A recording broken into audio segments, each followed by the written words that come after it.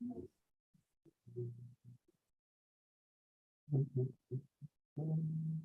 morning, Monique.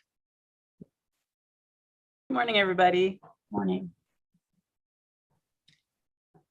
We are live streaming now, just so everybody knows, to the YouTube channel.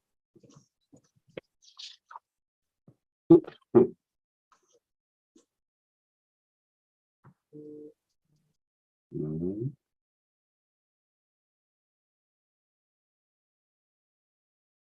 Oh, yeah.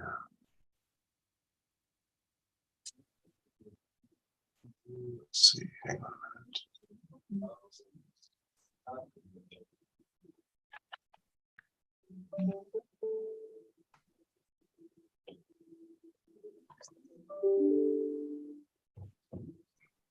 Hey, Lindsay. Yes. So we may have, since we have a lot of folks joining us that have not come here before, they may be picking up the Teams link off of the invite and not the Zoom link that's embedded. Yeah, that's only if somebody forwarded them the Outlook calendar. Okay. So I see a lot of folks on, but yeah, Right, just to, there's nothing I can do as far as, yeah, we'll just let folks know that they can, yeah. if they have.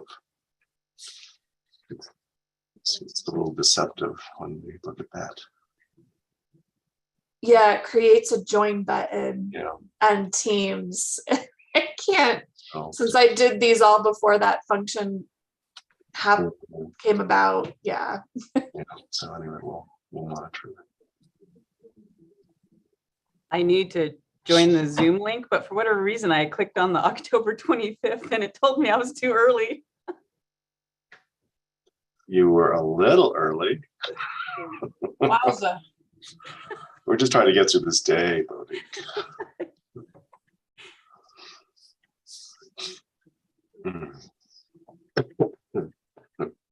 There you go. Can you Supervisor guys hear me? Ryan, are you on supervisor? Yeah. Okay, there you go. Yeah.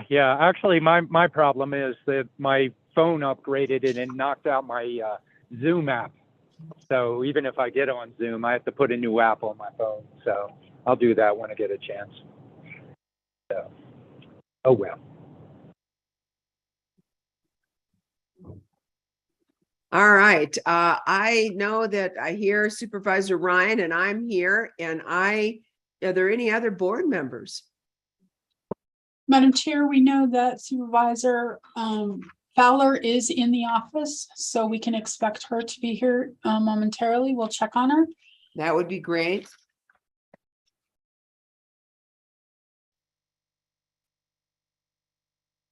Good morning, this is Andy. We have some folks on a team link, and so we are getting them switched to the Zoom. We need to Zoom. We need the Zoom. So we'll have Judy and others with us shortly. Yeah, that's right.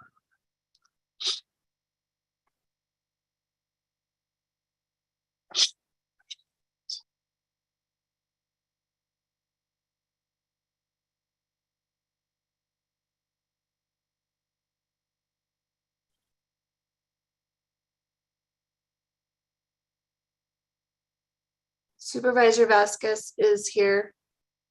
Coming over. There we go.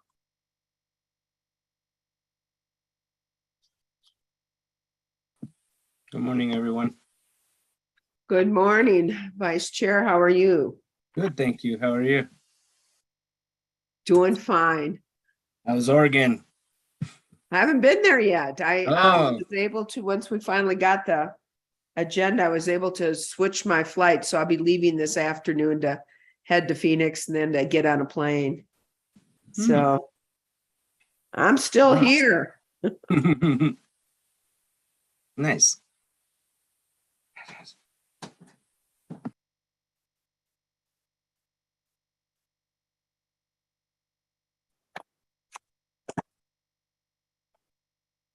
So we have three of us, and hopefully we can get Supervisor Fowler on. And has anybody heard from Supervisor Begay? I believe she had tried to join the Teams link, and so I think we're trying to get her to go back to the Zoom. Let me text her just to make sure. Nicole is speaking to her, Steve, right now. Okay, good. Yeah, because I saw her pop up as kind of she had joined the Teams meeting, but Yeah, we're redirecting right now.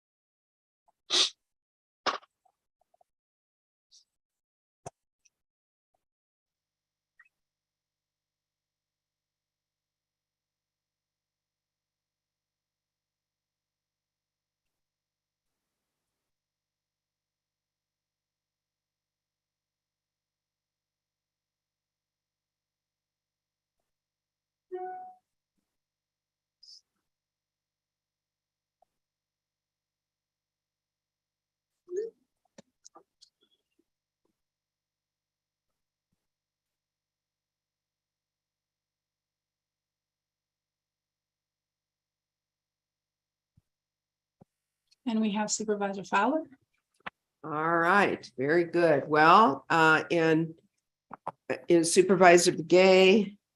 Still working on her connectivity. Good morning, Madam Chair. I apologize for being late, but I'm here.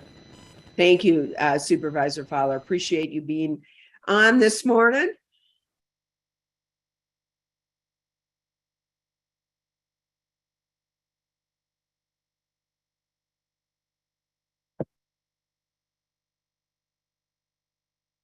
Do we see that if Supervisor Begay is trying to get on or? I know she's Nicole is sometimes- still working with her, Madam Chair. is she in the office? 'Cause No, she is sometimes not. She'll have connectivity problems. Yeah, she is not. So she is having some connectivity problems.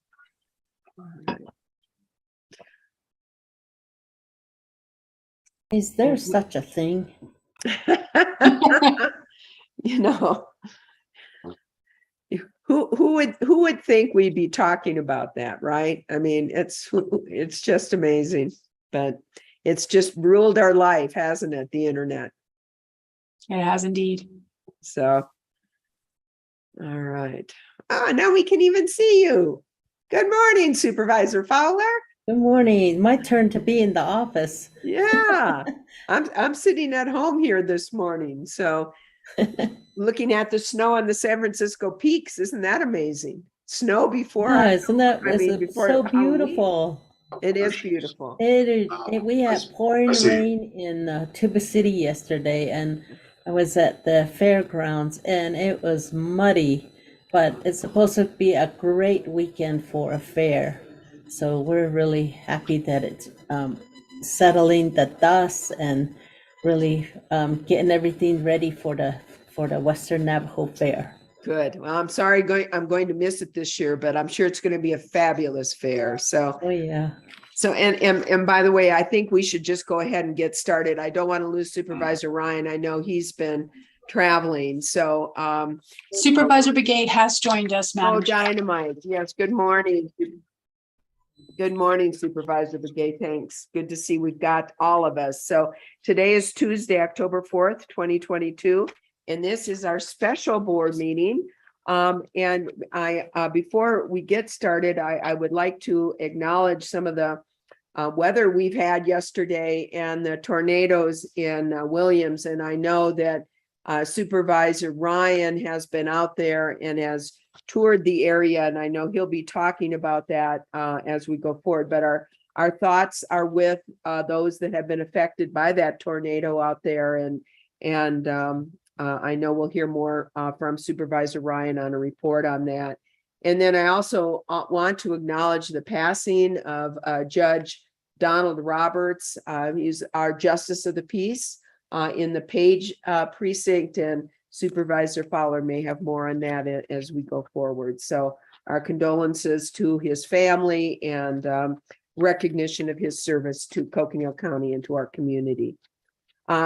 My name is Patrice Horseman. I am the chair of the Board of Supervisors and also the supervisor for District 1.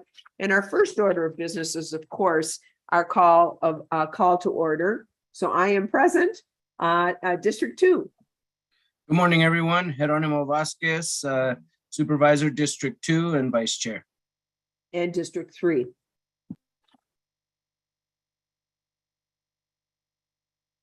Supervisor Ryan? Okay. There you go. I'm unmuted. I'm using the telephone. I did just get to my computer. It'll take me a little bit to roll in, so I'll do a shift. But yeah, Matt Ryan, District 3 Supervisor. And yeah, thank you for the acknowledgement, Chair Horseman.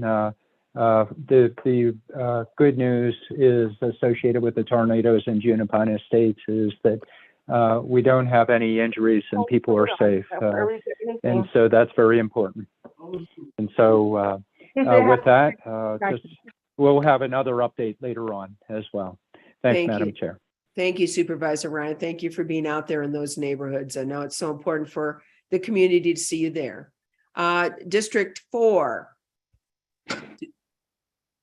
Good morning, everyone. I'm not going to be using my camera because I'm driving right now. So just listening in, and I'm here. I'm Supervisor for District 4. Thank you. Thank you. And District 5, Supervisor Fowler. Good morning, Yat Ebene. Dina Fowler, District 5. So happy that we receive rain and snow on the peaks. It's just beautiful. So thanks so much. It's a beautiful day to be productive and have fun. All right. Well, with that, we better be productive and have fun. So thank you, Supervisor Fowler. Our next order of business is, of course, honoring our country. And if those that can, please stand and say the Pledge of Allegiance. And I believe that our clerk will put on a flag and the Pledge of Allegiance. So thank you. I pledge allegiance to the flag of the United States of America and to the republic for which it stands, one nation, under God, indivisible, with liberty and justice for all. All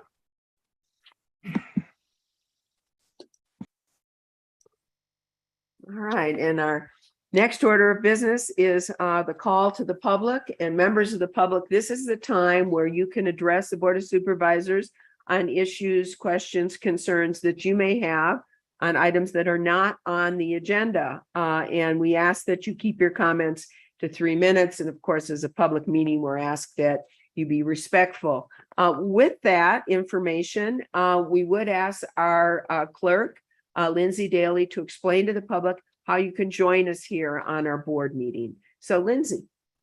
Thank you, Chair Horseman. At this time, if you would like to make a comment, you can hit the raise hand icon that will appear at the bottom of your screen. If you hover towards the bottom and it looks like a hand, if you click on that, that will raise your hand and notify us that you would like to speak. If you're on the telephone, you can hit *9 and that will raise your hand and notify us that you would like to speak. And I do have a hand up. Very good. Oh, it's Supervisor Ryan. Let me promote him. Supervisor Ryan, did you want to speak at call to the public or?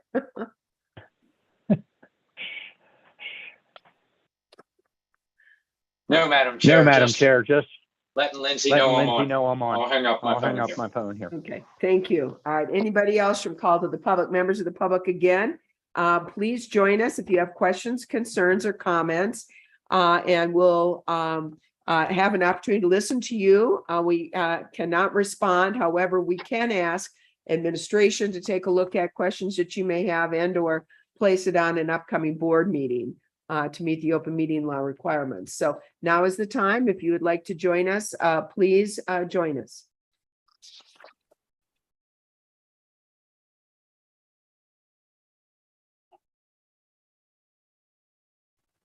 And at this time, Chair Horseman, we have no hands raised. All right, well, then we're going to proceed with our agenda. And the next is we have a recognition and a proclamation. So let's start here with our recognition first. This is a very important and quite frankly, long overdue for us to make this acknowledgement to the wonderful people from our staff that have worked so hard for the call center here during our crisis, both in the fires as well as the floods. And with that, I believe County Manager, you have a few words to say. I will, Chair Horstman and members of the board, and I want Corey Ringenberg and others to come live on their camera. This is an important acknowledgement. And so at this point in time, all 5 board districts have had or are having current emergency events. All 5 board districts. And so with that, to have the call center is important because typically the first voice a citizen will hear is the voice of a call center member to ask, assess the situation, to provide comfort, to provide resources, to provide a shoulder to cry on at times. And so the role of the call center takers is crucial. We have invited all of our call center takers, members, to be here today. They're on the attendee side. And then we've also created a certificate of appreciation that is signed by the chair, by staff, to appreciate each of the members of the call center team that have worked so busily this last summer. Again, all 5 districts have had or are having current emergency events taking place. It's probably an unfortunate record for Coconino County that all 5 districts have been so impacted this summer. The role of a call center taker and member is to, assess the situation, provide information, provide assurance, provide factual information that they can rely on.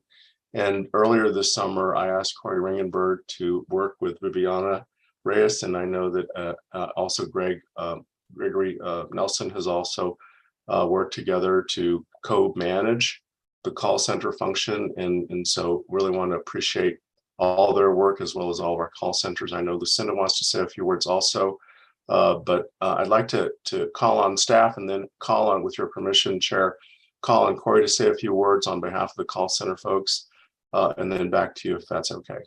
Absolutely. Thank you, County Manager. Okay.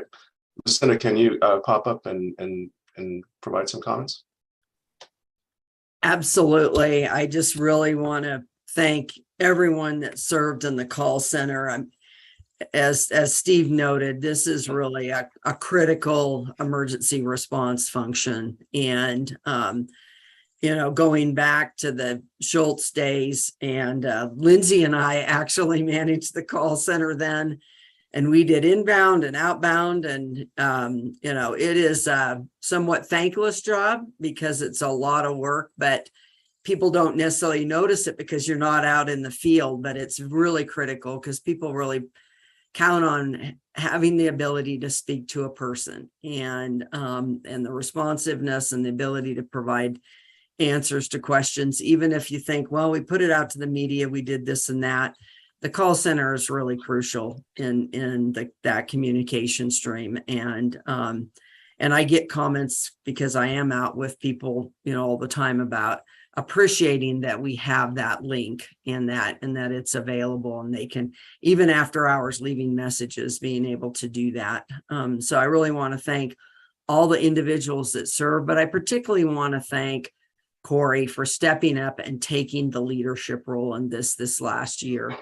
And even prior, I think the last 2 years, actually, he really served in a leadership role and stepped up and managed it very effectively and provided really good information to us. And I also want to thank Caroline Kidd from HR, as well as Viviana Reyes from Public Works, who also kind of co-led that effort and supported that in a leadership role, the call center in a leadership role. So, but again, the day-to-day people who stepped up and added this role to their existing role, of which many people already have a couple of roles, I really want to thank you for your commitment to public service and appreciate that what you do in your day-to-day job, but then also stepping up to do this. Thank you. Thank you, Steve. You bet. Thank you. And Corey, if you could say a few words on behalf of the 69 to 70 individuals that have been part of the call center team, that'd be great. Thank you so much, County Manager Peru. and Deputy County Manager Adriani. It's an honor to be able to speak on behalf of the call center volunteers. And I think that's the focus, volunteers. On top of their regular duties and serving the community, these volunteers stepped up, working nights, weekends, for 110 days, answering over 1,280 calls for service. And they did it with a smile and with grace. So it's been an honor to work with such outstanding representatives from throughout the organization. So very quickly, I would like to just name off all of the volunteers that represent Coconino County. Diana Adele, Clara Addison, Ashley Alabato, Cheryl Barlow, Marie Beamer, Bobby Begay, Tammy Begay, Janice Bradley, Jennifer Brown, Jamie Brown Espin, Rebecca Browning, Jenny Buckinghorse, Adrian Burke, Allison Kane, Chris Kane, Stephanie Cly, Kayla Cooper, Chastity Dry, Amy Egan, Teresa Galt, Lilani Geider, Jennifer Gilden, Robin Hebert, Melanie Herrera, Denise Hodge, Nicole Honani, Marty Johnson, Jury Judge, Mason Cambridge, Wendy Casperson Roberts, Bonnie Kessler, Caroline Kidd, Jackie Kolslick, Ellen Mayer, Kelly Morehouse, Jackie Morris, Gregory Nelson, Jessica Nelson, Chris Newell, Stephanie Nez, Soroya Padilla, Sarah Palmer, Tasha Peralta, Taylor Pomeranz, Sandy Quintalia, Allison Reed, Viviana Reyes, Catherine Schmidt, Bretta Sekiempua, Chastity Satuo, Charlene Slaughter, Nicole Snow, Parker Stanley, Tammy Suhovieco, Matthew Tanner, Kelly Temple, Denise Thompson, Denise Varela, Christina Vallea, Sue Waka, Shirley Watkins, Felice Weems, Charles Wilson, Sharon Yates, Dana Yates, and Jennifer Yazzie. If you can imagine, this is such a representation of Coconino County and the entire enterprise, from courts to public works, county manager's office, finance, treasurer, assessor, elections. We have representatives from almost every department within Coconino County here in the call center. And we could not do that without the support, leadership, and guidance of all of our leadership here today. So thank you to all the managers, supervisors, and directors for allowing your staff to assist the call center. With that, each of the call center representatives are receiving a certificate of appreciation, and it should be coming to their offices today. And I want to specifically thank Nicole Honani for designing and distributing the certificates, but on there, it will state, in recognition for the notable service provided throughout the pipeline and haywire wildfires and post-wildfire flooding events of 2022. Your enduring dedication to public service represents the ideals and the commitments of Coconino County. Thank you for your exemplary service to your community and through your contributions of the Coconino County Call Center. So with that, I just wanted to say thank each and every one of you. Amen. And thank you. Thank you, Corey. And Madam Chair, back to you. Yes, thank you. And thanks, Corey. And thank you for your leadership and the other managers, call center managers that stepped up, as well as Wow, 69 to 70. That's just incredible. And, over over 1,200 phone calls that they've received from our community members. I know that we often hear from our county manager about one Coconino County. And, I think we show that with our staff and with the dedication of this incredible county team, we certainly live that for our communities. So thank you, Corey, and for all of those that were such a tremendous part of the emergency response for our community. I really thank you. So other supervisors like to make some comments? Vice Chair. Sure. I just want to say thank you to everybody that manned the call center. It's been a rough summer, and I know it wasn't always easy. There were a lot of times where we had a lot of citizens who were frustrated, upset, and dealing with difficult circumstances, and our staff was always professional about it and did their best to connect folks with services. And so just want to say thank you to everybody that did that, because that was above and beyond your normal job and what you normally do. And so it took a village, to get through this and to really help support our folks. And so I really appreciate that. And Corey, thank you for your leadership and taking this on, because that's a difficult task. Based on the list of folks that you just read off, that was a pretty extensive list of staff who participated. And so thank you to everybody that was involved. Thank you. Thank you. Any other Supervisor Fowler? Yes, thank you. All we can say is thank you. However, they've left their home. And I know, like Stephanie Nez from Tuba City driving all the way in to be able to do it. But a lot of it too was from home. They were able to help out as they were at home to be able to answer these calls. So it takes a lot to isolate yourself for a while and just to concentrate on people's needs and to be able to clearly answer their questions and process what they're saying, informing you and getting them the correct information. So thank you so much. Not only do our county employees help with these calls, but we have upcoming elections that is coming up in November, and every election our county employees are dispersed into the community to all the polling sites, and they volunteer and they worked all the various polls. It's all up to them. They're not required to do it or anything like that. They just decide, this is what I want to do and this is how I'm going to help. So thank you so much. Really appreciate their time. Want to appreciate their family, because it takes a lot to take from their family, the time that they would be with their family. So thank you. Any other comments? Supervisor Ryan. Thank you, Madam Chair. And actually, I think you're all explaining it well. These are our folks that are down in the trenches.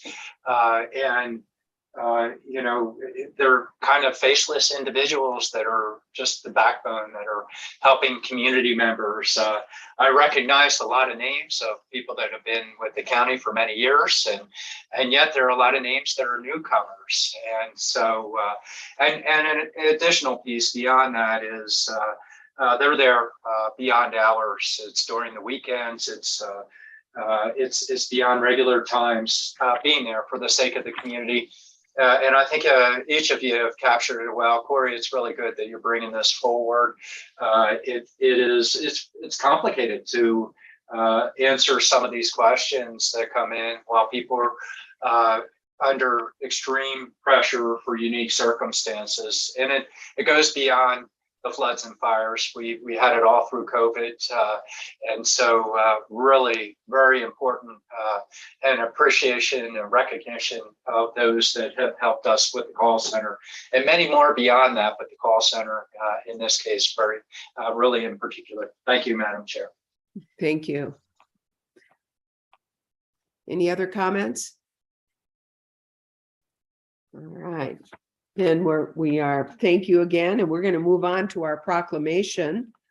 This is a consideration and possible action to approve a proclamation designating October 2022 as Domestic Violence Awareness Month in Coconino County. And this is keeping with the Domestic Violence Awareness Month, really, that's been announced by the President of the United States for our nation.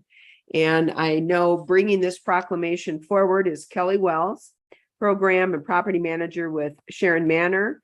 And I'm not sure, Kelly, if you've got others with you. So County Manager, you want to introduce those here with us today? Well, yeah, and so we're bringing folks over, so just give us a moment. We're Sure. transporting them like Star Trek over to this side of the meeting, so. Madam Chair, Yes, I'm sorry. Yes, Supervisor Begay. I couldn't unmute myself. I just got unmuted. I just want to say thank you too. I know that, even saying thank you is not enough. And I just want to thank all the people that have been involved in this effort and Steve's and Sue's leadership and Lucinda's leadership and Wes and others. So I just want to say thank you so much from the bottom of my heart, and that, I just feel that, when the time of need comes in, everybody jumps on it, and it makes the load a lot easier and lighter for everyone. So thank you. Thank you, Supervisor Begay. Okay. Great. County Manager. Yeah, so Madam Chair, if I could ask, Kelly, do we have all the folks over on the speaker side? Yes. Okay, so Madam Chair, you did provide the introduction for the proclamation for designated in October as Domestic Violence Awareness Month in Coconino County. So with that, we'll turn it over to Kelly to present the proclamation. Thank you all. I want to thank you, the Board of Supervisors, for having us here for this very important proclamation for our county. I also want to thank our other community partners, Northland Family Help Center, Victim Witness, and NACASA for all of your hard work with survivors every day. So thank you. Thank you, Kelly. We will take turns. I will take turns with my coworkers at Sharon Manor. And so I will go ahead and get started. Thank you again. Okay, so whereas domestic violence is a pattern of abusive behavior in intimate relationships used by one partner to exert power and gain control over the other. And whereas domestic violence can involve physical, sexual, emotional, economic, or psychological threats or action. And whereas we have not forgotten the victims of domestic violence in the state of Arizona, including the 94 fatalities in 2021 and 28 fatalities through April 2022. And whereas domestic violence accounts for 21% of all violent crime. Whereas the Coconino County Sheriff's Office has responded to 521 domestic violence calls for service in 2021. And whereas anyone can be a victim of domestic violence, regardless of age, gender, economic status, race, religion, sexual orientation, or education. And whereas nationwide, 1 in 4 women and 1 in 10 men will experience domestic violence in their lifetime, and 24 people in the United States are victims of intimate partner violence every minute. Whereas witnessing violence in the home during childhood is an adverse childhood experience or an ACE, which without proper support can lead to a greater risk of negative lasting effect on health and well-being. And whereas awareness of the problem is necessary to work together to prevent domestic violence, respond to needs of victims, speak out, and help ensure that offenders are held accountable. Now, therefore, we do hereby proclaim October 2022 as Domestic Violence Awareness Month and urge citizens to get involved to support our local nonprofit organizations serving survivors of domestic violence and encourage healthy relationships to help end domestic violence. And Madam Chair, back to you. Sorry. Thank you. And thank you all for being here. And most importantly, thank you all the work that you do for the survivors and the victims here in our community. Each and every single one of you and the people in your organizations are essential part of making Coconino County a safe place to live and a safe place to raise our kids. So thank you so much for the work that you do. And thank you for reading this proclamation. Obviously this has been very near and dear for many of us. And it's something that I've been working on since the early 1970s as a student at NAU. And that's a long time ago. And it's a sad acknowledgement that domestic violence is still so pervasive in our community, so pervasive in our culture, and that it is important that we take this opportunity to recognize this, take it out of the shadows, and make sure that we all do what we can individually, and certainly as elected political leaders here locally in the state of Arizona, in our country, to take action, to do what we can to end the scourge of domestic violence. So thank you and your community for all you do. It's time that we end this culture. It's time that we don't have to have a domestic violence month, but certainly for now, it's important that we acknowledge and recognize the survivors and victims, and quite frankly, those that have not survived incidences of domestic violence. So thank you for being here in this very, very important proclamation. And I know other members of the Board of Supervisors would like to make some comments. Vice Chair Vasquez. Thank you. Yes, I'd just like to say thank you for all of you for bringing this proclamation to us and reading it to us.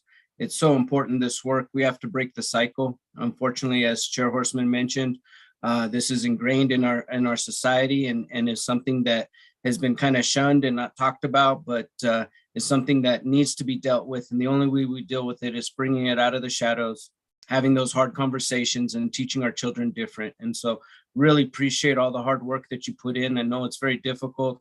When I worked at Killup, I worked with some children that were staying at Sharon Manor and coming to Killup, and you could see the effects of what these situations cause on our young people. And then, like I said, the only way we change it is by breaking the cycle and teaching something different. And your work is crucial for that. So thank you.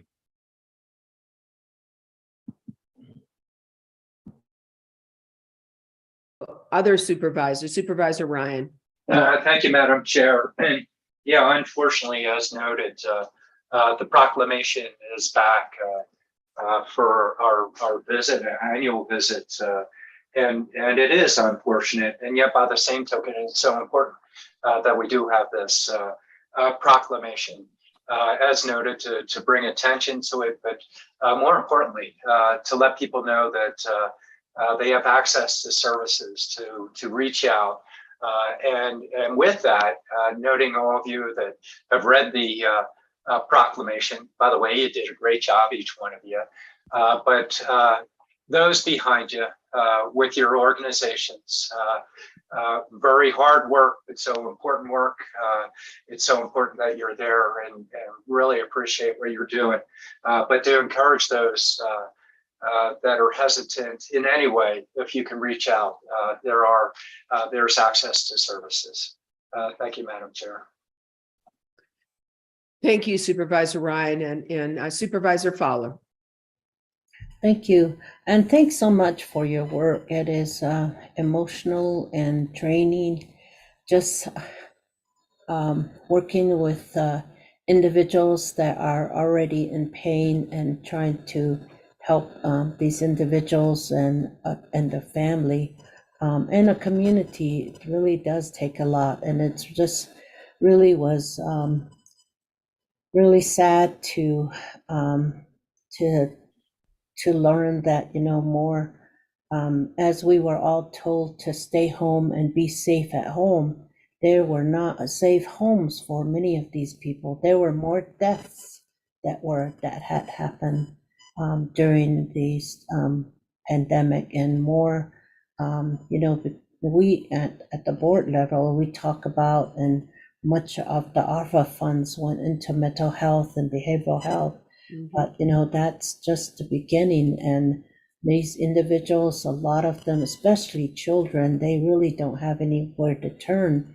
And yet they're being told to stay home and work from home and go to school from home. And yet home is not a safe place. And for many of our residents, our own relatives, and shedding light on this is just the beginning, and really going to have to do a lot of education. And I know that people that are in these situations, they're really afraid to even reach out for help. You know, when many times people that need help the most don't ask for help or accept help because of just the fear that is involved in it. You know, it just is, it's something that is becomes a learned helplessness, and that grows into the family, and it can take a hold of a community, you know, because it starts with the individual self, and then children are taught, they learn helplessness, and they learn just by watching, and it's just becomes a cycle. So thank you very much for bringing this to the board and just for your work. And I know it is a great task to take on.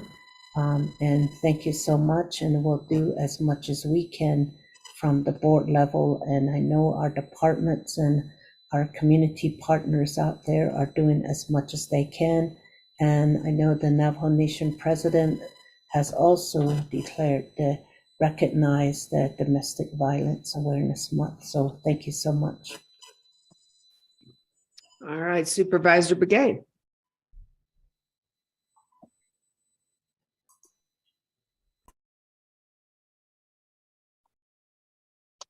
She's been having some technical difficulties with her mute button, so she may not be able to join us. Madam Chair, I can provide a comment while we get Supervisor Begay if needed. Please, County Manager. Again, very quickly, the key words to me today are to, of course, to support the victims, but also to support local nonprofit organizations such as all the folks here today. You know, we have many folks that are committed to the problem. We have subject matter experts. We have folks that are basically doing the frontline work, but then they also have to create the funding for it. And so through grants and philanthropy, you know, whether we provide a nominal amount or substantial amount, we all participate in philanthropy. And so, you know, I think we can't do it alone. And the work of nonprofit agencies fill a gap that local governments are not able to. And so we really always, anytime we have, you know, we're going to have another nonprofit partner next on the agenda. These are not feel-good services. These are crucial life-saving services. And I think sometimes when we look at the nonprofit community, it's all good, but I think sometimes we feel it's a feel-good. No, this is not a feel-good. This is saving lives. And so really want to, and I know our board is very committed to the work of all of our nonprofits in Coconino County, but really want to appreciate their good work. And so with that, I'll turn it back to you for Supervisor Begay's comments. All right, I think Supervisor Begay is unmuted. Supervisor Begay. Yes, thank you so much. I don't know what is wrong with my mute button, but it's not cooperating with me right now. But anyway, I just want to say I appreciate all the comments that were made by my colleagues, and it's so very true that it affects everyone, whether it be like kids at school, education, even going to work and then having to deal with things like that. Probably constantly on your mind, and you're thinking, oh, I hate to go home. And there's a lot of stuff that could affect. So I think a lot of intervention and prevention of, of these services that nonprofits and others provide is very crucial. And as said by Steve, it was life-saving, and it is, and that's what it's about. And because you don't know what anyone is capable of when they start getting upset, and then trying to air out their frustration or whatever. And and I know I've seen some people with all the years that I've been into as a public servant, all these are evident, and I appreciate the staff for bringing forth this proclamation, and I would fully support it 110+%, and I know my colleagues do too. So thank you so much. Thank you very much, Supervisor Begay. And again, for all of you, thank you for being here for this important proclamation and for all the work you do for our community. So important, as County Manager indicated. It takes all of us to create the kind of community where where it is a safe and productive place to live. So thank you so much for all of your help. So, Madam Chair, did we do the vote? no, we didn't. So I've done this before. You got to watch me. So at this point, members of the board, we have all made our comments, and we have a wonderful team with us that read that proclamation. Can I get a motion to So moved. proclaim October 2022 as Domestic Violence Awareness Month in Coconino County? Vice Chair Vasquez. So moved. Do I have a second? I'll second the motion. Second by Supervisor Ryan. All those in favor signify by saying aye. Aye. It is unanimous. And again, thank you so much for being with us this morning. Thank you all. Take care. Thank you. Thanks for doing the good work you do. All right. So members of the board, we are now moving on to the consent agenda. And for members of the public, the consent agenda are those matters that are more administrative or ministerial in nature that the board can consider as one motion and one vote. These items on there do not require discussion, and so they are done as one motion and one vote. That was the time, however, if we want to remove as a board items for individual discussion and individual votes, we should remove them from the consent agenda. And I am going to ask to remove item number 4 for individual discussion and voting. And members of the board, are there any other items you would like to remove from the consent agenda? Yes, Madam Chair, number 10. Number 10. Thank you, Supervisor Fowler. Any other items? If not, I will entertain a motion to accept the consent agenda, and that would be items 3 through 16, removing for discussion, item 4 and item 10. Do I have a motion? So move. Motion by Supervisor Fowler. Do I have a second? I'll second that motion. Second by Supervisor Ryan. All those in favor signify by saying aye. Aye. Aye. It is unanimous. The consent agenda has passed. Let's look at the individual items. Number 4 is consideration and possible action to approve a funding agreement with Flagstaff Family Food Center for the county to provide community initiative funds in the amount of $2,500 from District 1, $2,500 from District 2, $2,500 from District 3, and $2,500 from District 4, in the total amount of $10,000 to assist in replacing a deteriorating 30-plus-year-old freezer. And that is the motion that's before us. I will go ahead and why don't we get a motion and second, and then we'll take comments. Otherwise, I'll forget. So do we have a motion to accept the approval of the CI funds as read? Madam Chair, I'll second the motion. We have a motion by Supervisor Begay, a second by Supervisor Ryan. We'll go ahead and vote, and then we'll go ahead and take comment. All those in favor indicate by saying aye. Aye. Aye. It's of course, it is unanimous. And County Manager, do we have someone here from Flagstaff Family Food Center? Yes, we're fortunate today to have Sylvia Johnson, who's the chair of the board of Flagstaff Family Food Center. So Sylvia, you can unmute yourself and you can. Hi, Sylvia. It's great to see you. Hi. Actually, this has been a really fun meeting to attend because I'm seeing all these familiar faces. So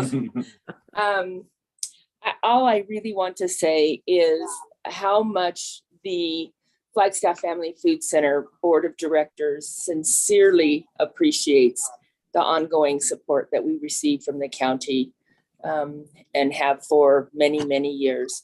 We're celebrating our 30th anniversary this year. And I think that all of us thought that once the pandemic was more or less under control and we returned to a more or less normal life, that our demand for food support would go down. In fact, it continues to rise. The needs throughout the county are so great. And I'm so proud of the Flagstaff Family Food Center and the work that the staff does, because we're still feeding all of those people every day. Increasing numbers, did not miss a single day through the entire pandemic. And it's because we have great partners like the county. So thank you so very much for all that you do for the community, the county, and for the Flagstaff Family Food Center as a nonprofit. Well, thank you very much, and thank the Flagstaff Family Food Center. You know, as we've indicated before, it really takes all of us to really create the community we want to live in, and being able to help all members of our community. And Flagstaff Family Food Center has stepped up. And I remember back in the days with George McCullough handing out vouchers and doing what he could for food insecurity here. And what it has grown into is really a testament to all of the members of our community stepping up to help our most vulnerable. So Sylvia, you and the team, would you please extend a big thank you from members here of the Board of Supervisors. So, and with that, I know that Vice Chair Vasquez has some comments to make as well. Sure. And could I just say, Geronimo, I'm going to interrupt you. I'm so very sorry, but I do have a 10 a.m. appointment I cannot miss. So I believe JB DeWitt is also on, and but I'm so sorry I can't listen to the comments from all of you, but thanks for allowing me to speak for a moment. Good to see you. Bye. Bye, Sylvia. So just a note, Sylvia Johnson was my supervisor for over 10 years when I worked at FUSD. So it's great to see her and see her continue to work as a public servant beyond her retirement, which is really awesome. See her all the time.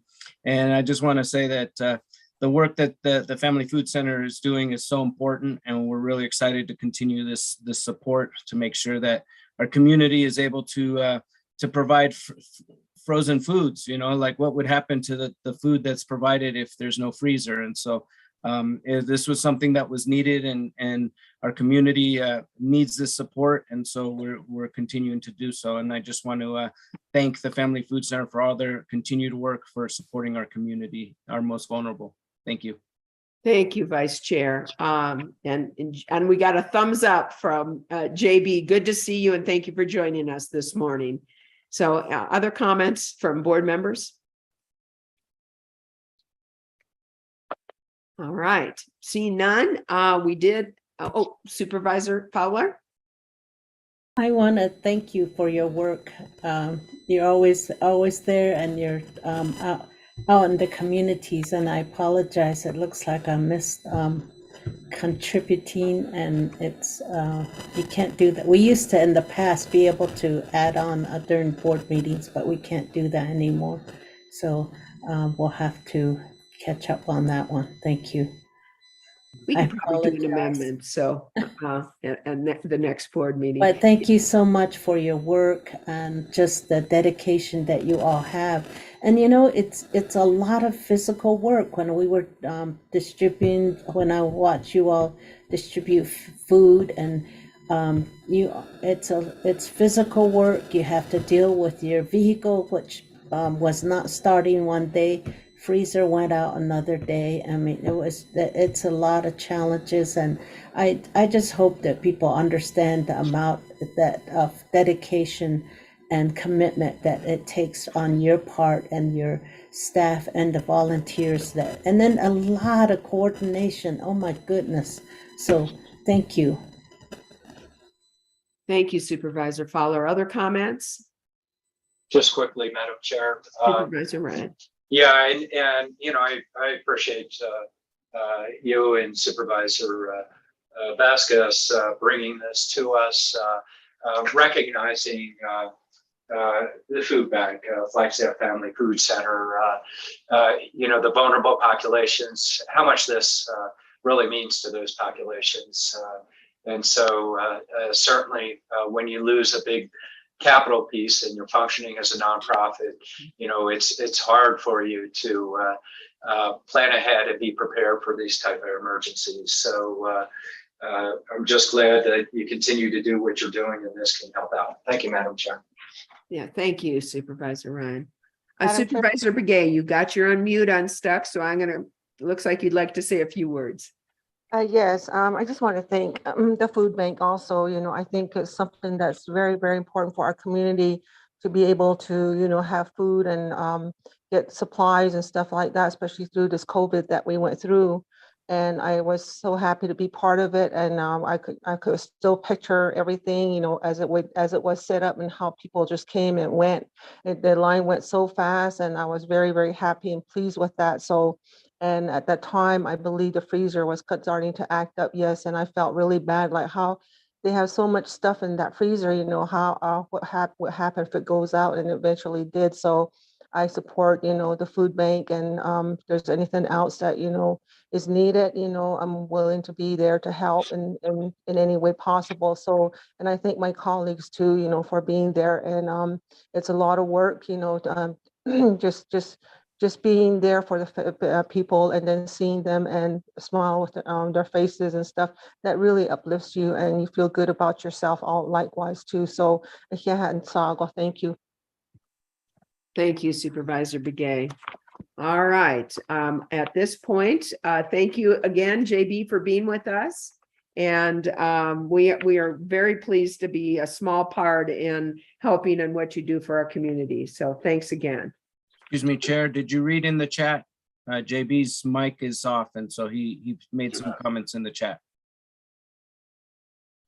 Thank you. And no, I didn't. So thank you, Vice Chair. It says my microphone isn't working. I'd love to say thank you for all the kind words and support. Thank you, JB. And Madam Chair, we'll resubmit the item again with Supervisor Fowler's participation. And Thank you so much. It'll be unanimously supported. Absolutely. Thank you, Steve. Appreciate that. Always need help.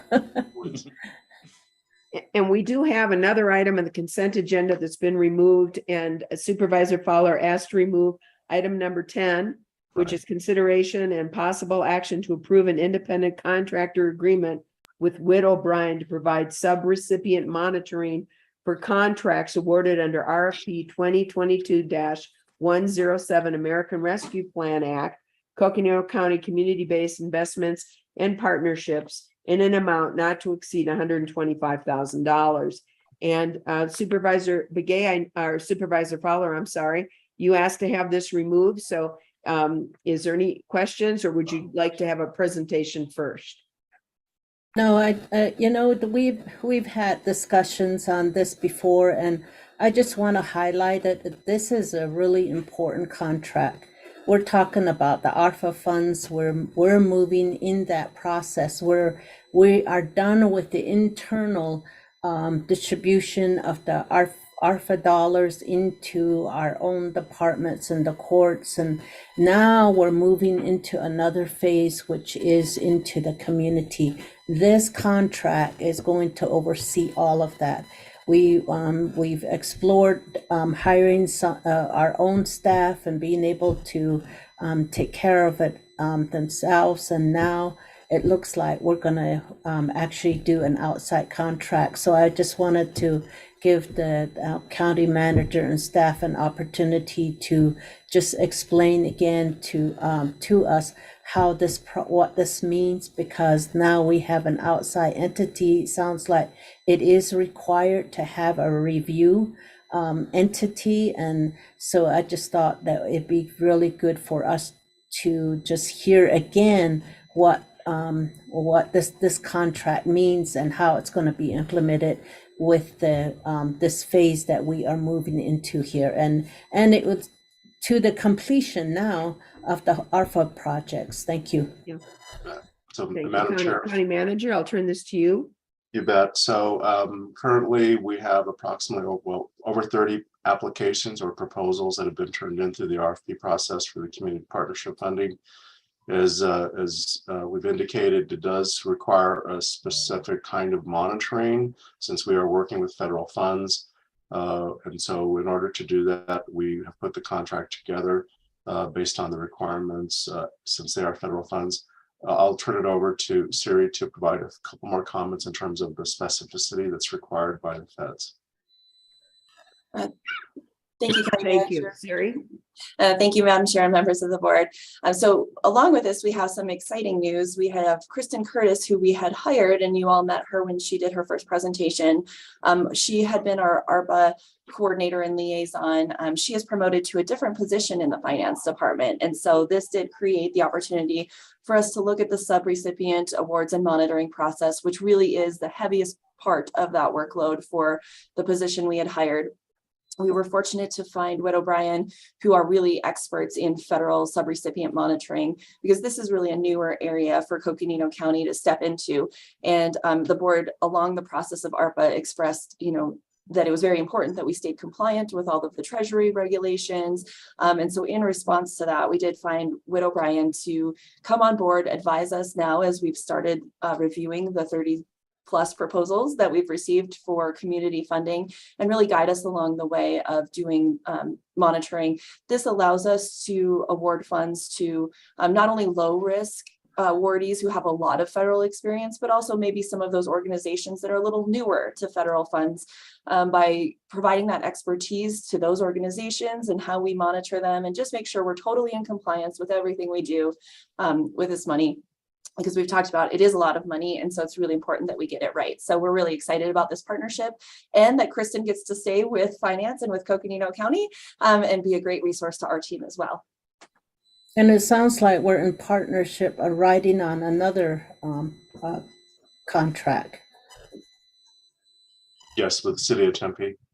It's a part, yeah, we can hop on the purchasing procurement process that they did through our state contract method. So, and then Madam Chair, if I could very, very quickly ask Sue Brown to speak to the process that we're doing right now with the staff to begin the review of those proposals and the estimated timeframe. That'd be excellent. Thank you. By which these will be coming to you for action. So Sue. Thank you, County Manager. We did receive upwards of 31 proposals to our RFP. Staff is in the process right now. The first step of that was doing a risk assessment. Do all of those proposers comply with risk assessment credentials that the federal government has put out under ARPA? The next step then is the evaluation based on the criteria and matrix that we had discussed with the board previously. We are in that phase now, and we hope and have meetings in the upcoming 2 weeks to start to determine eligibility and determine in each category. There's a lot of discussion because ARPA does not, the categories that we have and some of the ARPA requirements, we just have to make sure that they fit all along the way. It is a complex process. The evaluations included. It includes budgets and a lot of federal formats and forms that have to be filled out as well. So we have to review all of that and make sure that it is compliant as we go through this process. We also are working on the COVID-19 for eligible local governments portion of it. That is not part of the RFP, but that also proceeds, and we hope by the end of this month that we will have recommendations for the board and bring it to you for further consideration. Madam Chair, that's those are the comments on the item. Yes, thank you. And thanks, Sue. And Supervisor Fowler, thank you for removing this. I think this is important information for our community that they should be aware of. And also all of these ARPA funding, we as the County Board of Supervisors are responsible for maintaining the integrity of federal funds and to make sure that this money is being utilized in the way that it was intended when the ARPA bill passed. So this provides the oversight, independent oversight, and monitoring for our subrecipients. And as you said, it also helps some of our smaller nonprofits to be able to be in the game, if you will, on this funding. So thank you. And thank you, Supervisor Fowler, for removing it so we could have this discussion. Any other comments? Otherwise, we'll entertain a motion to approve the independent contractors agreement with Whit O'Brien to provide subrecipient monitoring for contracts awarded under RFP 2022-107 American Rescue Plan, Coconino County Community-Based Investments and Partnerships, not to exceed $125,000. I'll move to approve, Madam Chair. Moved by Supervisor Ryan. Is there a second? I will second the motion. Second by Supervisor Fowler. All those in favor indicate by saying aye. Aye. Thank you, Madam Chair. Thank you. It's unanimous. Thank you, Siri and county managers. All right. So we're moving on. But before we do, we must resolve as the Health District Board of Directors. Do I have a motion to resolve as the Health District Board of Directors? So move. Motion by Supervisor Fowler, second by Vice Chair Vasquez. All those in favor signify by saying aye. Aye. Aye. It is unanimous, and we have one consent agenda item. This is a consent item. And do we want to remove it from the consent, or should we take it as a motion?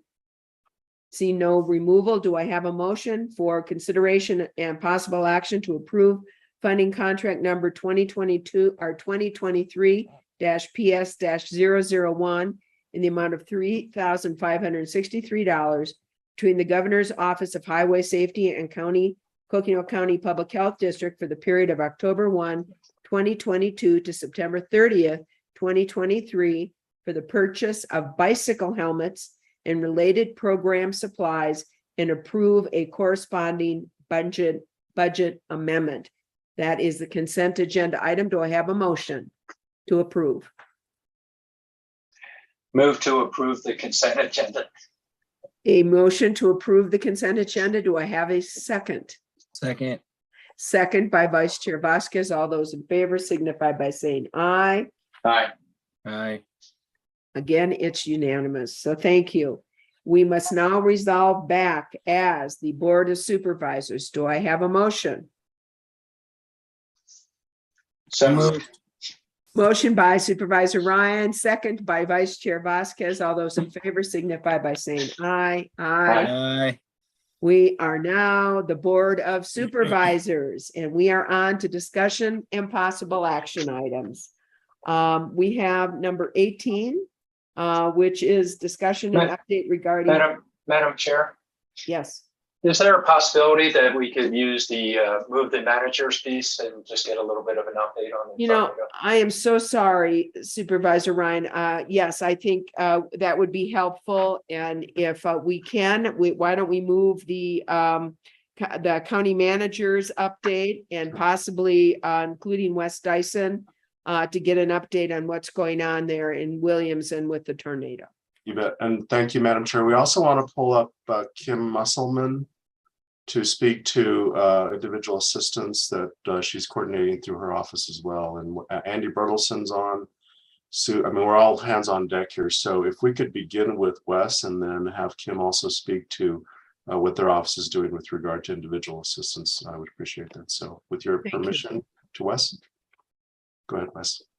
Good morning, Madam Chair, Vice Chair, board members, everybody else. Thank you very much for the time. I'll be fairly brief. About just before 4 o'clock yesterday afternoon, we started receiving kind of multiple pings of a potential of a weather event north of Williams. We received information from the Weather Service, from Coyote National Forest, from CCSO. And so the first call was to the weather desk, the National Weather Service Ops Desk. They confirmed that there had, in fact, been a weather event. They were not willing to commit to a tornado at that point. They did see the convection in the swirl that was indicative, but wanted to make sure that they were able to confirm. They did just immediately dispatch Brian Pomowski and one of his staff members to the area to assess whether or not this was actually a tornado. And late yesterday evening, he did confirm that in his opinion, it was in fact an EF1 tornado. And that puts on that scale, that put winds between 86 and 110 miles an hour. I can tell you that certainly matched what we saw out there.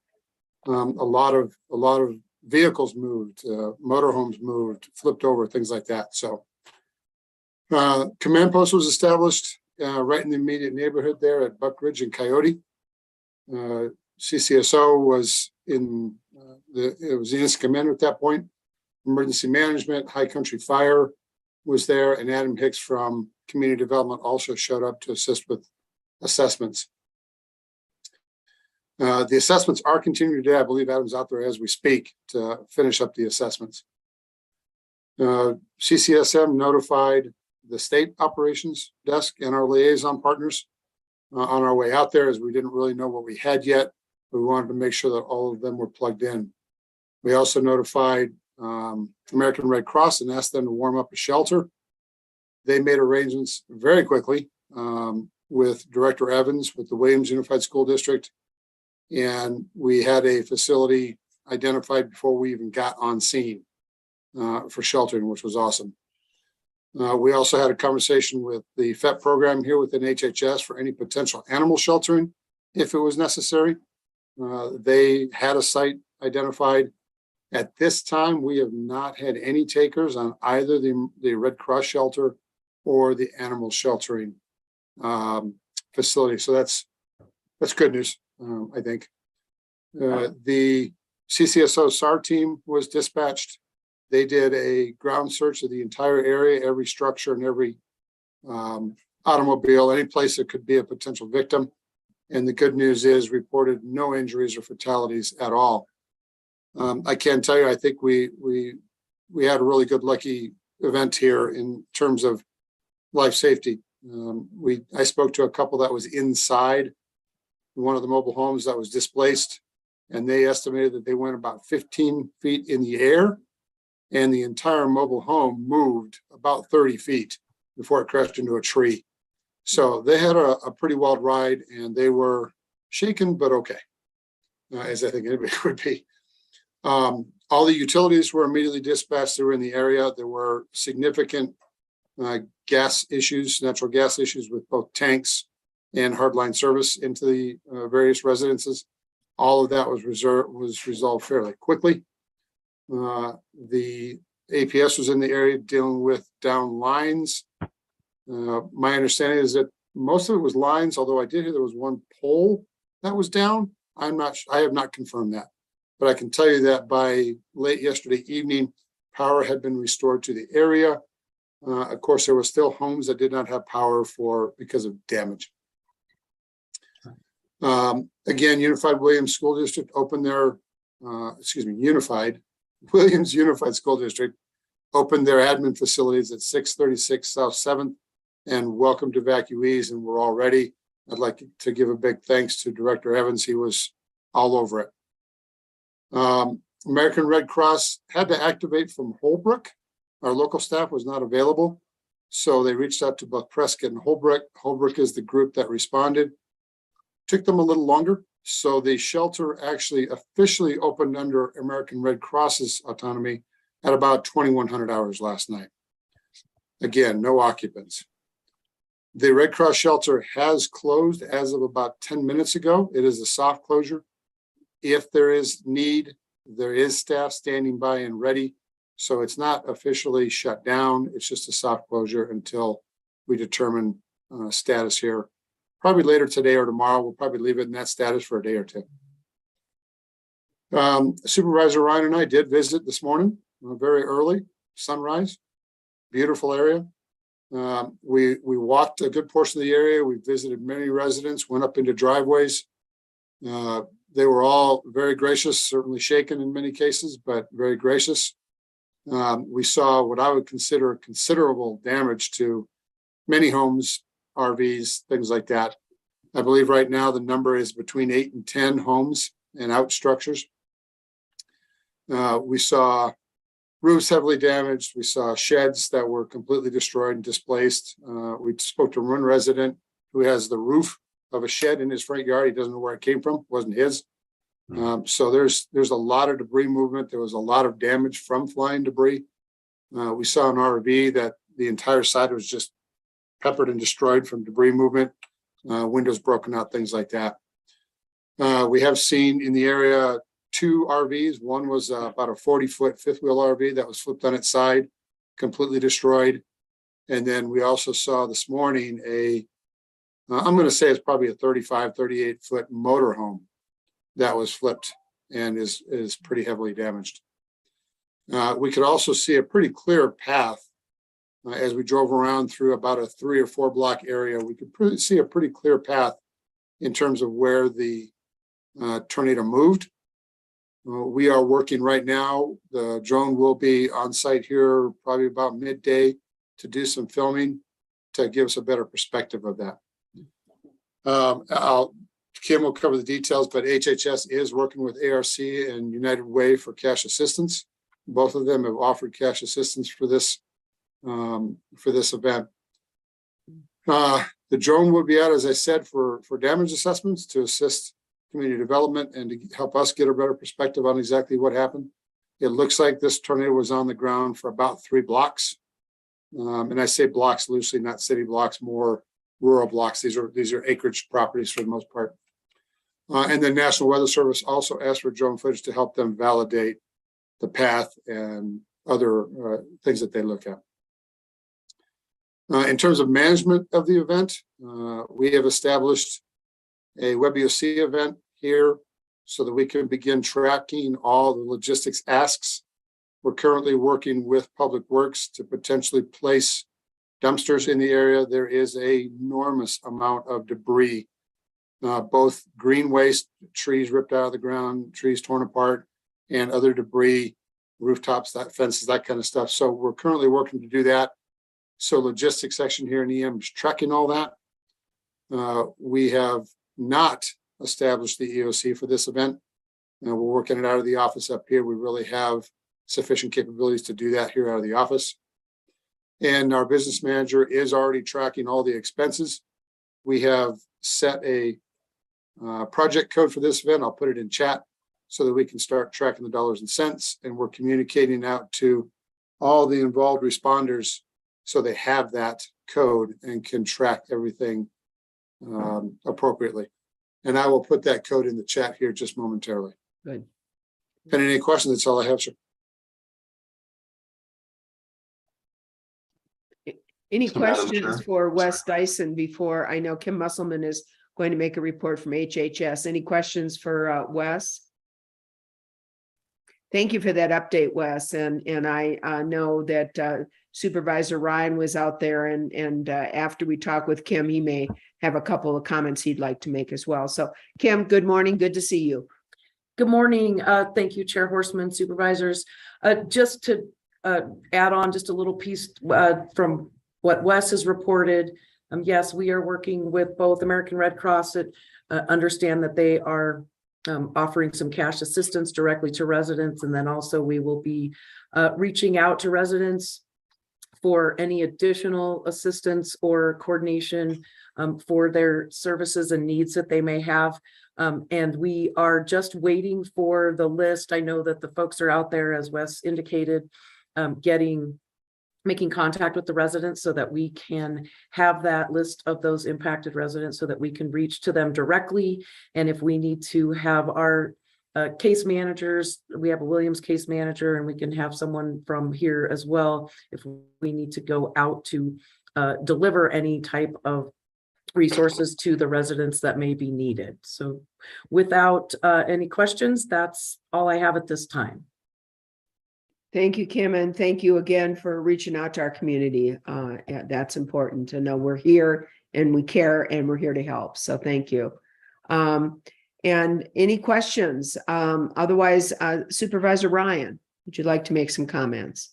Yeah, if I may, thank you, Madam Chair. And yeah, unfortunately, here we, we're 12 years later and we have tornadoes again. We went through this in 2010 with the Belmont incident. No matter what, it does affect people and or their property. We're fortunate that we're not seeing injuries thus far associated with it.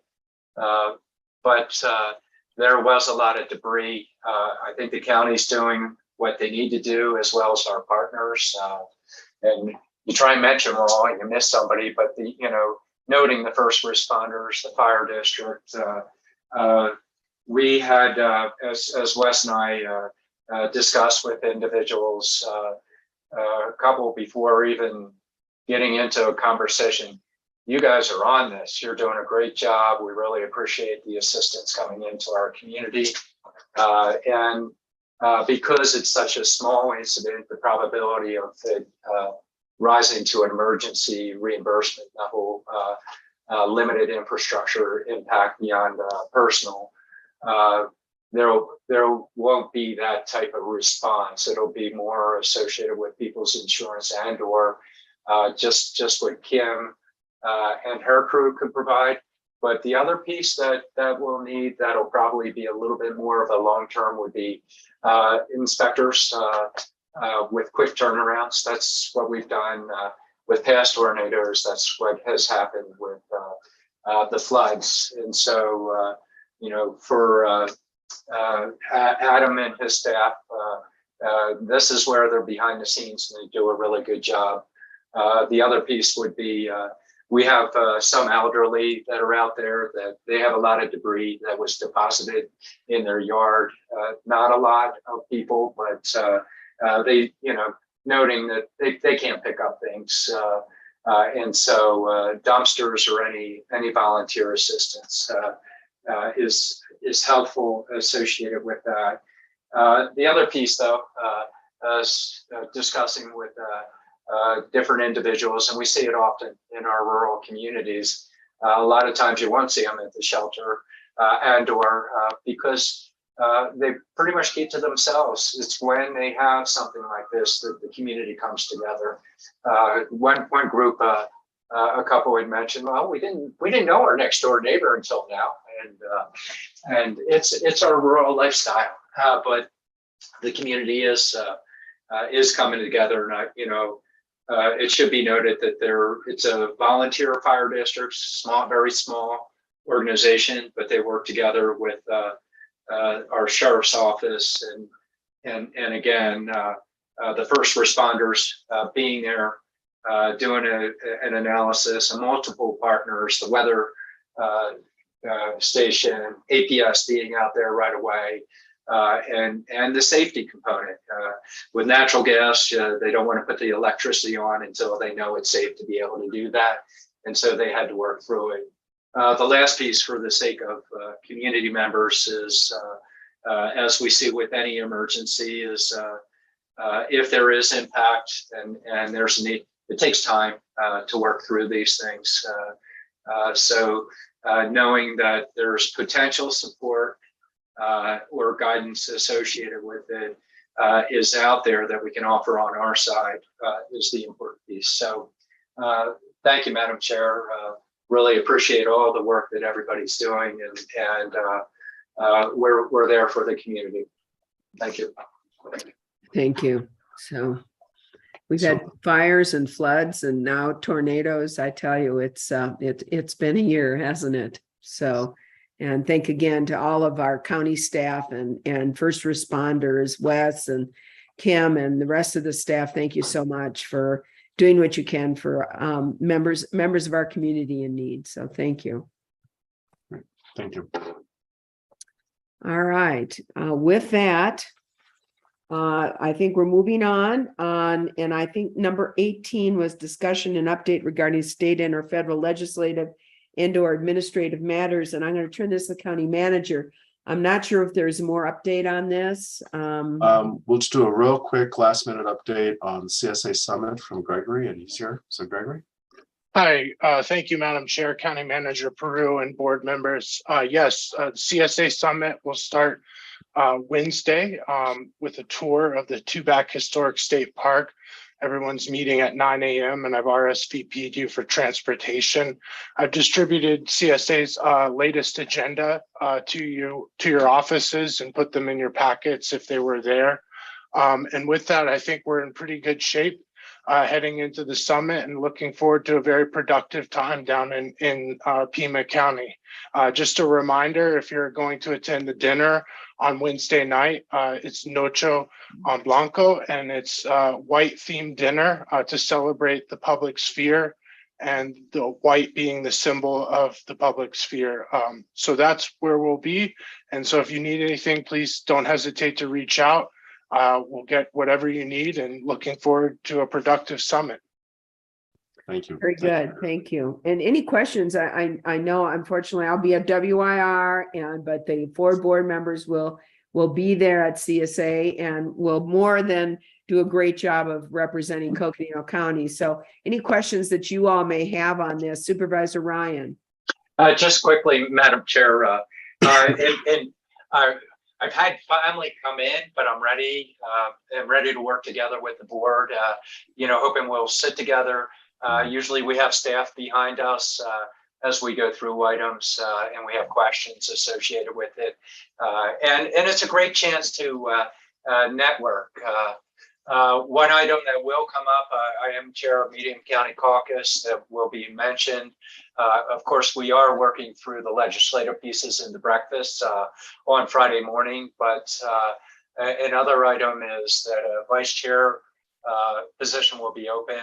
I know Martin from Yuma County has put his foot forward and may have reached out to different board members just to make the board members aware of that. The vote doesn't take place until November, but it's just introducing the topic associated with it. And then I should be read up on this, but so Gregory, is it white for public fear or sphere? Sphere, sorry, if I didn't SPH, pronounce- okay. Yes, as in the public sphere, like the public square.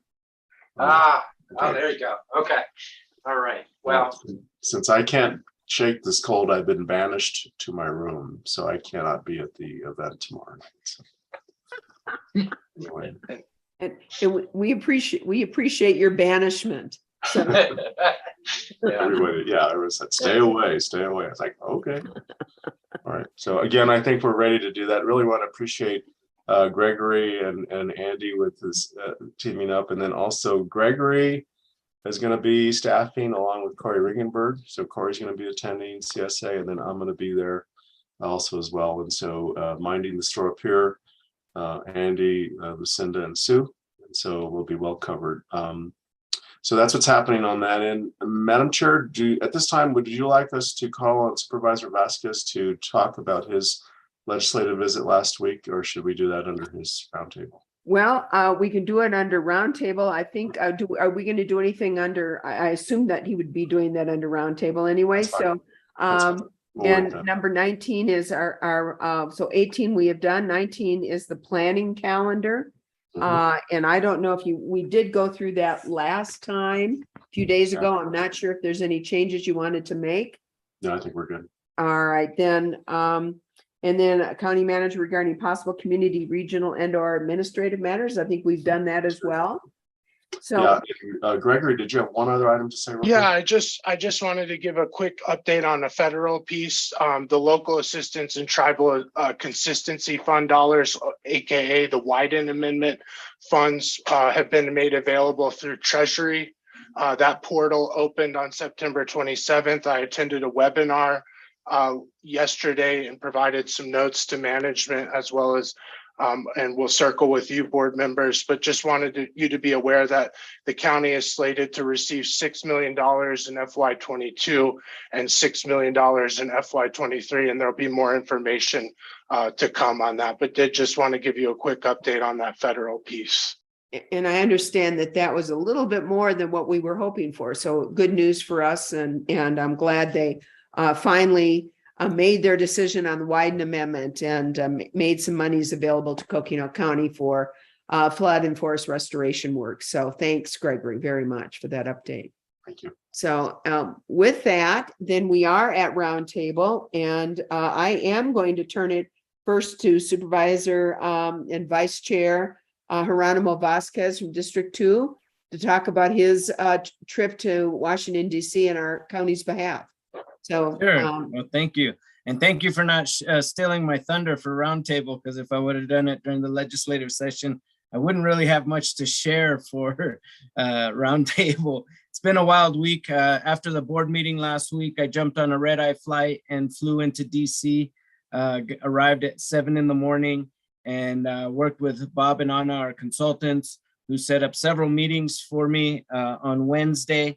Had the opportunity to meet with staffers from Senator Sinema's office and Senator Kelly's office, as well as Congressman O'Halloran's office and Congressman Stanton's office, all about transportation, really focusing on the need for highway improvements. And all those conversations really led us to a meeting with Chris Small, the interagency liaison for the Department of Transportation. It's So I had the opportunity to meet with him, and he gave us some words of encouragement and ideas on ways to move forward with our applications for the Federal Highways Fund, and who to talk to, and which kind of some pointers on how to move forward. Then on Thursday, and then Wednesday night, I had the opportunity of doing a tour of the White House, the West Wing of the White House, and that was really neat. Never been inside the White House, so that was kind of cool. It felt like being in a living museum, and it was quite an experience. And then on Thursday, I went with the group Hecho, which is Hispanics enjoying camping, hunting, and the outdoors, to go lobby for the Grand Canyon Protection Act and a couple other acts, really the Colorado River watershed and Save Oak Flat. These were some different conversations that we had. We had the opportunity to go speak with Congressman Gallego's staffers, Congressman O'Halloran's, and Senator Sinema's office as well.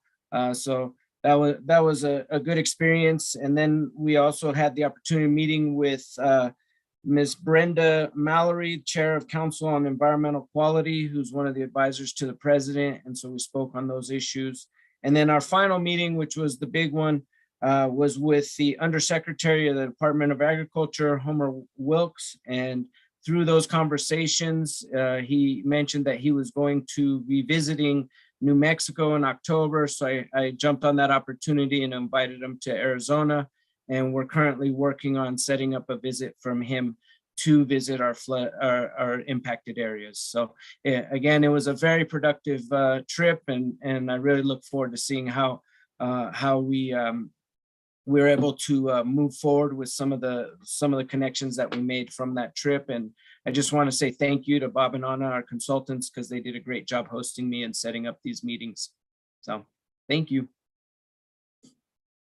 Thank you, Vice Chair, and thanks for being out there on behalf of us and advocating so successfully to Coconino County. I look forward to meeting Undersecretary Wilkes. So that's really exciting. So, all right, we have, and this is supposed to be Roundtable Light. We did a pretty long one before, so and there hasn't been that many days between our meetings. So our next, however, Supervisor Vasquez made the most of his, I'll tell you that. So District 3. Madam Chair, I think covering the tornado captures a lot of the activity that's going on. I can wait till next roundtable. Thank you, Madam Chair. Thank you, Supervisor Ryan. And District 4, Supervisor Begay.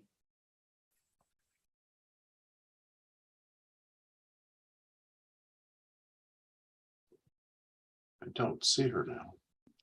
All right, we'll move ahead. I always imagine her trying to touch the button on a phone. You know? Oops, wrong button. Yeah. Supervisor Fowler.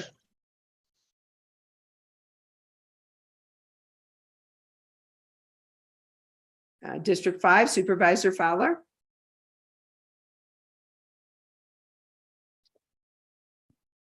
Well, she's on. I see her on, but I don't. All right. Well, I'll go ahead just real quickly, and then we'll see if Supervisor Fowler comes back. Because Supervisor Ryan was so modest, I'm going to talk about him. So he actually was there for SRS funding for community cleanup and was awarded a small amount of grant money for community cleanups. And I know he'll be talking about that more to the board as we go forward. So thank you again, Supervisor Ryan, for being there. I got to carry his briefcase and see him in action and to see that whole process. So it was an interesting process with U.S. Forest Service on some of their SRS community funds.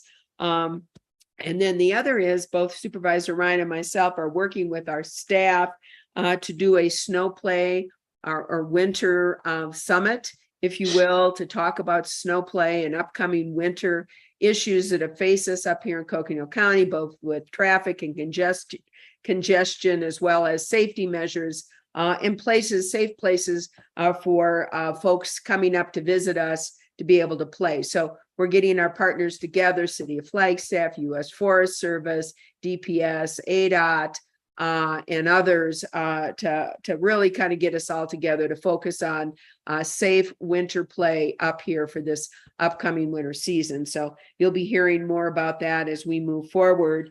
And also just working to get the information out on the jail tax. That's going to be on the ballot, and trying to get information out to members of our public has been an important part of what we're trying to do as a board as well. And last but not least, got to meet the interim CCC president, Crystal Albrecht. And she is going to only be here until the end of December. And right now they're interviewing our 3 CCC finalists. And Steve, if you got some information on that, those of us who will be interested in meeting the 3 finalists or hearing some of their comments to the public, they are going to be on the internet, and you can and will be recorded as well. So you can join in and take a look at the 3 finalists, and CCC is asking for all of our input and thoughts on the 3 upcoming finalists before they make their decision. So if you have anything you might want to add to that, Steve. No, Madam Chair, you've said it. I'll send out another link for the Zoom sessions that will be held actually this week regarding the 3 candidates, and then the opportunity or the location on where you want to go back to listen to the recordings.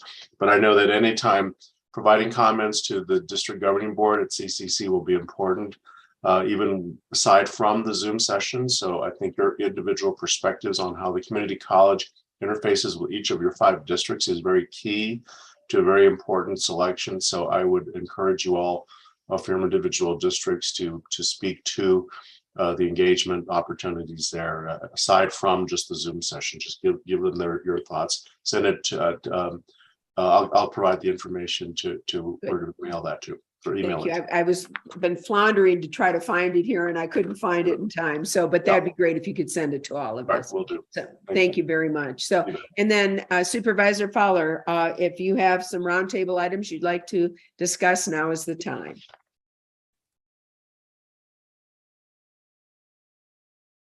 All right, we're having some technical difficulties, I think. So, and then our last item on our agenda, and before I take off to WIR and you all take off to Tucson for CSA, is presentation and discussion regarding presentation for the County Supervisors Association CSA Annual Legislative Summit.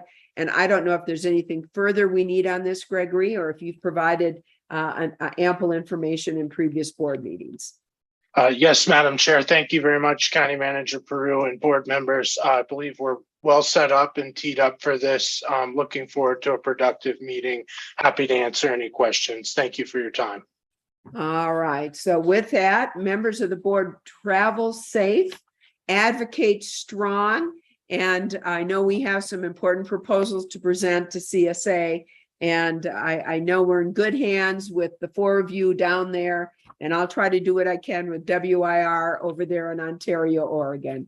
So thank you all, and feel better, County Manager, and look forward to regrouping here next week with you all. So thank you and travel safe. Thank you all. Thank you, everyone. Yeah, have a great day. Bye. Thank you.